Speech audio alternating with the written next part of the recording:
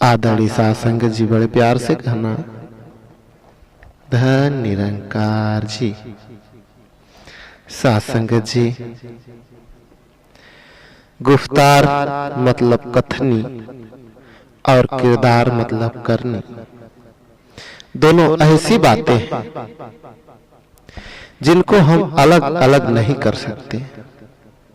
जब गुफ्तार और किरदार मिलते हैं तब ही किसी के प्रति हमारा प्यार या श्रद्धा बनती है,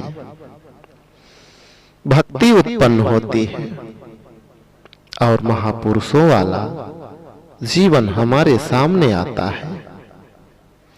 गुफ्तार और किरदार में समानता के बिना जो दुनिया में बड़े बड़े लेक्चर होते हैं, भाषण होते हैं, अथवा लेखक अपने ढंग से, अपनी कला से हमारा मन लुभाने की कोशिश करते हैं, हम कुछ समय के लिए ही उसके प्रभाव में आते हैं।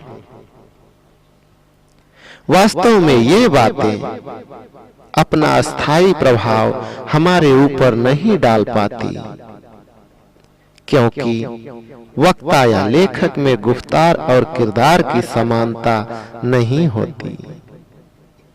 समानता न होने के कारण ये बातें हमारे हृदय पर ऐसा प्रभाव नहीं छोड़ती जैसा प्रभाव महात्माओं के जीवन से हम पर होता है,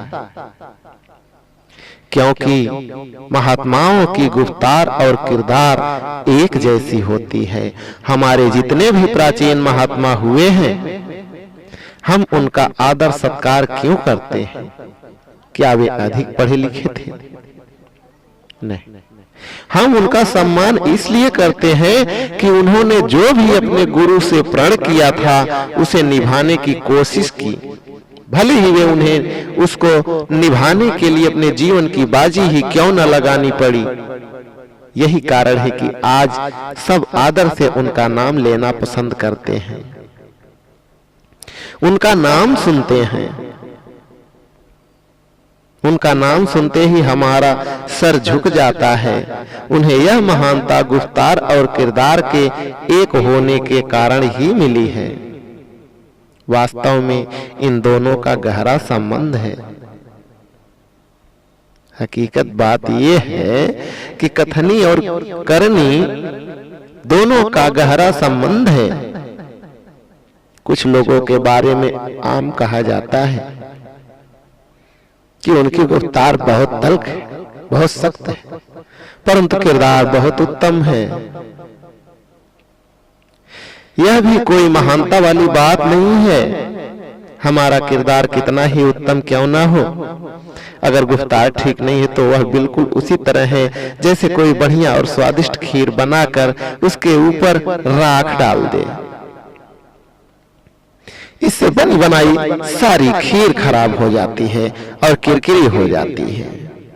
दूसरी ओर अगर गुफ्तार बहुत अच्छी हो पर किरदार ना हो तो भी बात नहीं बनती है। जैसे हम किसी को ऐसे ही कहते रहें कि हम आपको बहुत अच्छे अच्छे पकवान खिलाएंगे, अच्छी स्वादिष्ट खीर खिलाएंगे, परंतु जब खाने का समय आ जाए तो हम अच्छे पकवानों के बजाय उसके आगे जली और बासी रोटी रखते, तो हमारी ऐसी गुफ्तार का कोई लाभ नहीं।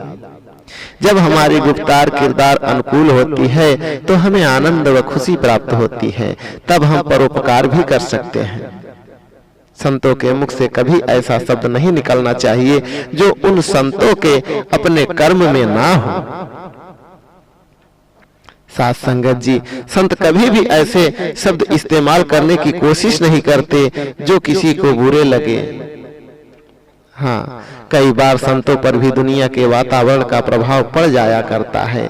यह कुदरत भी है, कुदरती भी है, लेकिन वह प्रभाव अस्थायी नहीं होता।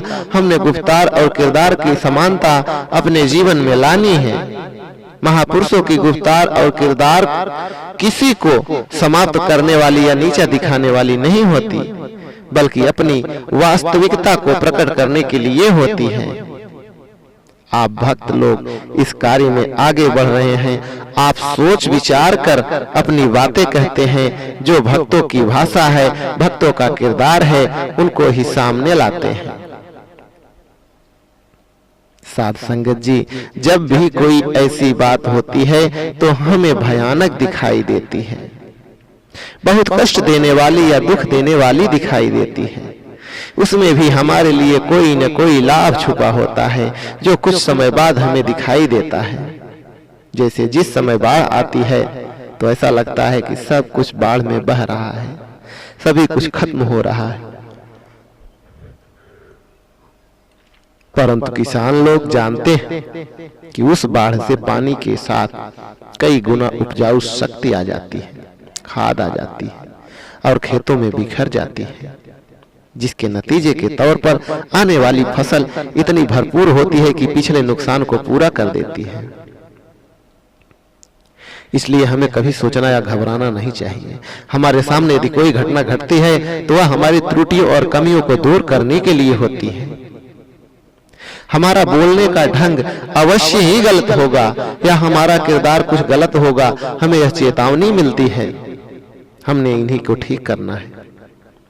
हमने यह नहीं सोचना है कि घटना से हम कुछ कम हो जाएंगे, बल्कि ऐसा सोचना है कि हम पहले से भी अधिक और किरदार और गुफ्तार को संवारेंगे। साथ संगत जी, भक्तों के निश्चय हर समय दृढ़ होते हैं। वे समय के साथ साथ बदलते नहीं। वे किसी को कष्ट देने के लिए कोई काम नहीं करते। भक्त न तो किसी को इराते हैं और न ही किसी से डरते हैं।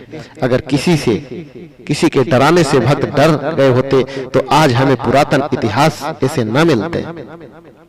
साथ संगत जी, भक्त प्रहलाद सच्चाई पर अडिग रहा। भले ही उसके अपने ही पिता ने उस पर जुल्म करने शुरू कर रखे थे। उसको पहाड़ से गिराया गया, आग से जलाने की कोशिश की गई, गर्म खंभे से लगाने की कोशिश की गई, लेकिन भक्त का बाल भी बाका नहीं हुआ। उस समय इतनी भयानक टक्कर होने पर भी भक्त का कुछ नहीं बिगड़ा। आज तो समय उस तरह का नहीं है। आज प्रजातंत्र है, हमें घबराने या डरने की कोई जरूरत नहीं है। जरूरत तो अपने निश्चय को, अपने विश्वास को दृढ़ बनाने की है। यह दृढ़ निश्चय और दृढ़ विश्वास पहले भी आप में है और आगे भी बना रहेगा। महापुरुषों का कभी यह ध्यान नहीं होता है कि वे टकराव करें। वे तो केवल अपने नागरिक अधिकार चाहते हैं और कुछ नहीं चाहते। राजपाट तख्त ताज किसी के पास हो, हमें कोई मतलब नहीं, परंतु जो आम शहरी के अधिकार है, मौलिक आवश्यकताएं हैं, पूजा पाठ का अधिकार है, वे सब भक्तों को भी मिलने चाहिए। हम केवल इसी के लिए आवाज उठा रहे हैं, किसी के अधिकार छीनने या दबाने के लिए नहीं। बड़े प्यार से कहना, धन निरंकार जी।